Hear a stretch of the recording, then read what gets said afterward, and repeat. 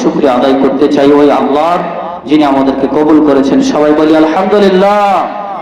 দরুদ ও শান্তির ধারা বর্ষিত হোক মানবতার মুক্তির কল্যাণ রাহমাতুল লিল আলামিন নবী আরবি মুহাম্মদুর রাসূলুল্লাহ সবাই বলি সাল্লাল্লাহু আলাইহি ওয়াসাল্লামের উপর অসংখ্য গণিত দরুদ ও সালাম বর্ষিত হোক। আল্লাহুম্মা সাল্লি আলাইহি আল্লাহুম্মা বারিক আলাইহি। সম্মানিত উপস্থিতি, আমি আপনাদের সামনে পবিত্র কোরআনুল কারীম থেকে ছোট্ট একটি সূরা তেলাওয়াত করেছি। রাসূল সাল্লাল্লাহু আলাইহি ওয়াসাল্লামের অসংখ্য হাদিস থেকে ছোট্ট একটি হাদিসের টুকরা পেশ করেছি। মহান আল্লাহ তাআলা যদি আমাকে তৌফিক দান করেন, উক্ত সূরা এবং হাদিসের উপরে সংক্ষিপ্ত আলোচনা করার চেষ্টা করব ইনশাআল্লাহ। ওয়া মা তৌফিকি ইল্লা বিল্লাহ। মহান আল্লাহ রাব্বুল আলামিন পবিত্র কালামুল্লাহতে সূরাতুল আসর নামে একটি সূরা নাযিল করেছেন। আল্লাহ রাব্বুল আলামিন এই সূরাতে বলছেন, ওয়াল আসর, সময়ের শপথ, কালের শপথ। আল্লাহ রাব্বুল আলামিন বলেন, ওয়াল আসর ইন্নাল ইনসানা লাফি খুসর, নিশ্চয় অবশ্যই মানুষ ক্ষতির মধ্যে রয়েছে। বক্তব্য পেশ করছেন মহান আল্লাহ তাআলা নিজেই। মহান আল্লাহ রাব্বুল আলামিন বলছেন, কালের শপথ, সময়ের শপথ করে আল্লাহ রাব্বুল আলামিন বলছেন, ইন্না, নিশ্চয় অবশ্যই মানুষ ক্ষতির মধ্যে রয়েছে। আল্লাহ রাব্বুল আলামিন এই কথা নিজেই জানিয়ে দিচ্ছেন। আল্লাহ রাব্বুল আলামিন এরপরে বলছেন, ইল্লাল্লাযীনা আমানু ওয়া আমিলুস সালিহাত। আল্লাহ বলেন তারা নয়, ক্ষতিগ্রস্ত ওই মানুষগুলি নয়, তারা নয়। কারা? আল্লাহ বলেন যারা ঈমান এনেছে। এরপর আল্লাহ রাব্বুল আলামিন বলেন তারপরে যারা আমলে সালেহ করে। আল্লাহ রাব্বুল আলামিন বলেন ওয়াতাওয়াসাউ বিল হক, যারা মানুষকে সত্যের দিকে দাওয়াত দেয়, সত্যের দাওয়াত যারা মানুষকে প্রদান করে, সমাজে যারা সত্যের দাওয়াত দেয়। চতুর্থ নম্বরে আল্লাহ রাব্বুল আলামিন বলেন ওয়াতাওয়াসাউ বিস সাবর, মানুষকে ধৈর্য ধারণ করতে বলে, যারা মানুষকে ধৈর্য ধারণ করার জন্য দাওয়াত প্রদান করে। আল্লাহ রাব্বুল আলামিন এই সূরাতে চারটি মানুষদেরকে, চার শ্রেণীর মানুষদেরকে আল্লাহ রাব্বুল আলামিন জানিয়ে দিলেন।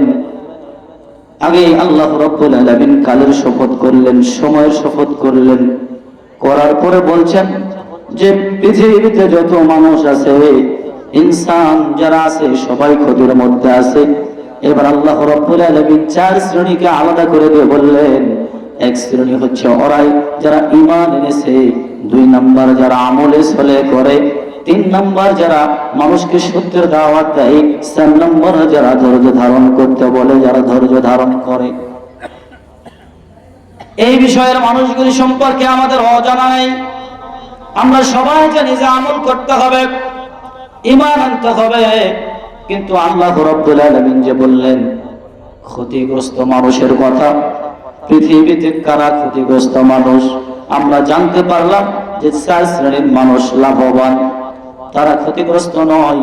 কিন্তু কারা ক্ষতিগ্রস্ত, এবার আল্লাহ রাব্বুল আলামিন জানিয়ে দিয়েছেন, আল্লাযীনা ইয়ানকুযুনা আহদাল্লাহি মিন বা'দি মিসাকি ওয়া ইয়াকতাউনা মা আমারাল্লাহু বিহি أن يُرْسَلَ وَيَفْسِدُونَ فِي الْأَرْضِ أُولَئِكَ هُمُ الْخَاسِرُونَ।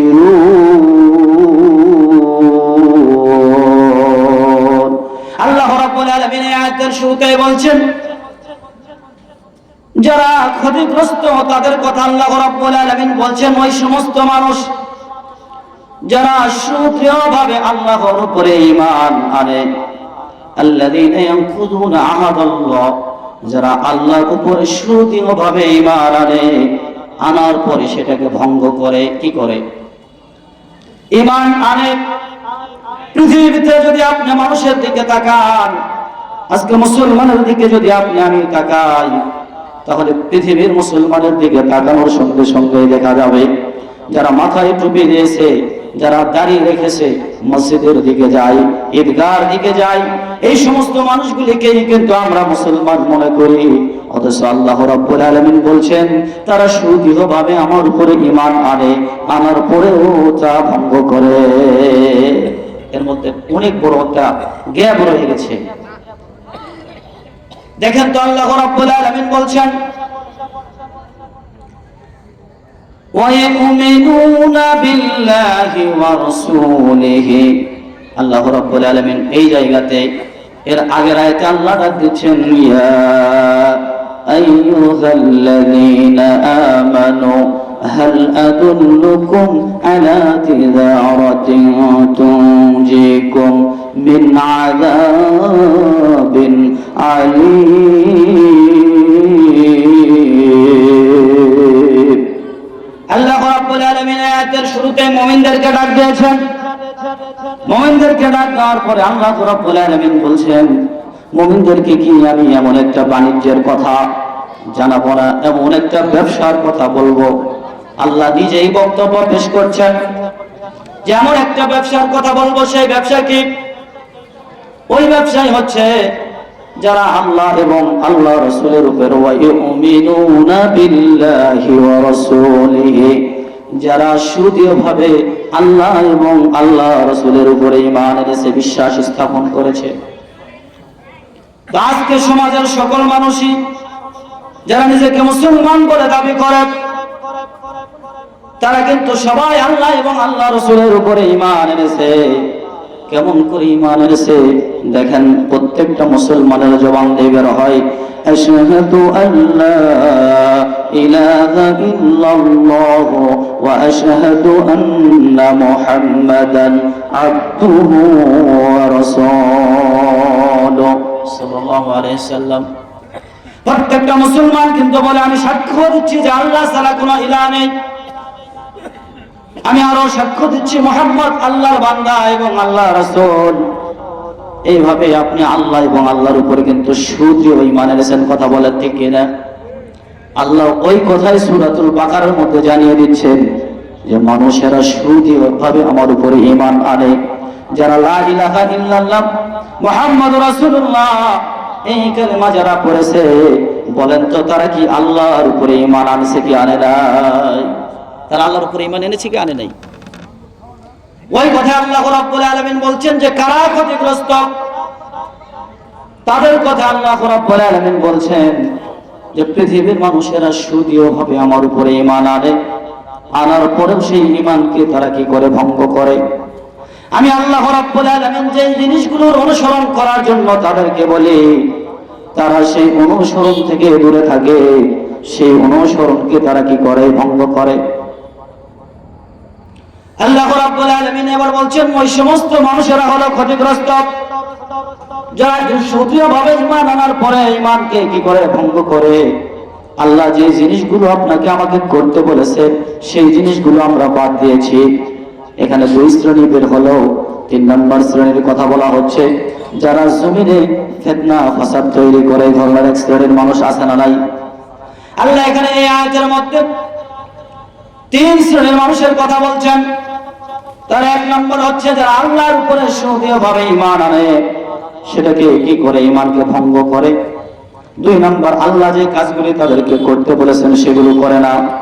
4 নম্বর হচ্ছে জমিনে ফিতনা ফাসাদ তৈরি করে। আল্লাহ বলেন উলাইকা হুমুল খাসিরুন, ওই সমস্ত মানুষেরা হলো ক্ষতিগ্রস্ত। এই জন্য আল্লাহ রাব্বুল আলামিন বলছেন, এটা মাদ্রাসার মাহফিল তাই কিনা? মাদ্রাসায় কি পড়ানো হয়? কোরআন এবং হাদিস পড়ানো হয় মাদ্রাসায়। মাদ্রাসার ছাত্ররা কি পড়ে? কোরআন এবং হাদিস পড়ে। ওই জন্য আল্লাহ রাব্বুল আলামিন সূরা ইব্রাহিমের মধ্যে জানিয়ে দিলেন। কোন সূরার মধ্যে? সূরা ইব্রাহিমের মধ্যে আল্লাহ রাব্বুল আলামিন জানিয়ে দিলেন আলিফ লাম রা কিতাবুন أرسلناه إليك لتخرج الناس من الظلمات إلى النور আল্লাহ রাব্বুল আলামিন বলেন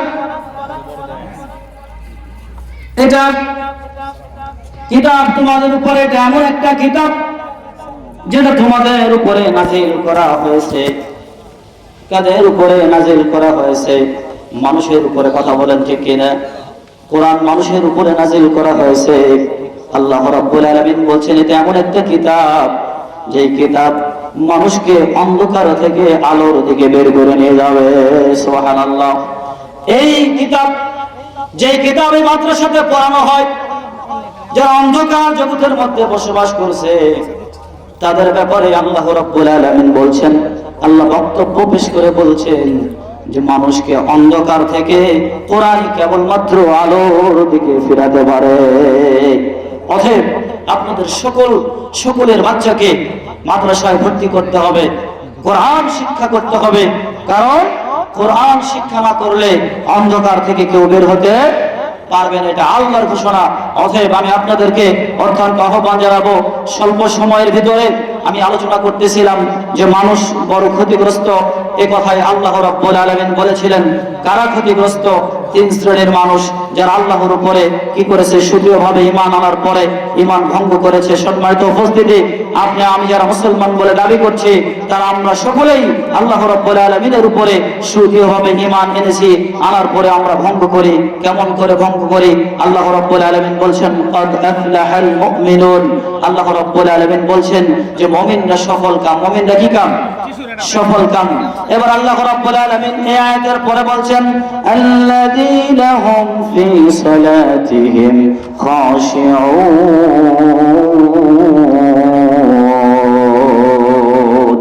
আল্লাহ রাব্বুল আলামিন এই আয়াতের মধ্যে বলছেন যারা মুমিনরা সফল কাম হয়ে গেছে তারা সালাত কি করে? বিনয়ের সাথে আদায় করে। কিন্তু আপনি আমি দৃঢ়ভাবে ঈমান আনার পরেও দিনে ৫ ওয়াক্ত সালাতের প্রয়োগ তো করছি। কথা বলেন ঠিক কিনা? সম্মানিত উপস্থিতি, যদি আপনি সালাতের দিকে তাকান তাহলে আপনার ঈমান আনার সঙ্গে আর আপনার জীবনের সঙ্গে কোনো মিল নাই। অতএব আপনাকে আমাকে জীবনের সঙ্গে মিল রাখতে হবে, ওয়াদার সঙ্গে মিল রাখতে হবে। আল্লাহ রাব্বুল আলামিনের উপরে আমরা যে ঈমান এনেছি সেই ঈমানের উপরে